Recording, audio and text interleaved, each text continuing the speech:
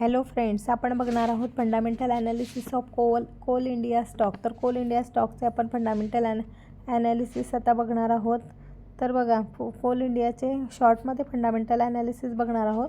तर बघा, 2019, 2020, 2021 तर 2022-23 तर रेव्हेन्यू हा वाढत गेलेला आहे. नंतर आपण बघणार आहोत नेट प्रॉफिटसुद्धा हा वाढतच गेलेला आहे. आता 28,133 करोड आहे. नंतर EPS अर्निंग पर शेअरसुद्धा वाढत गेलेला आहे.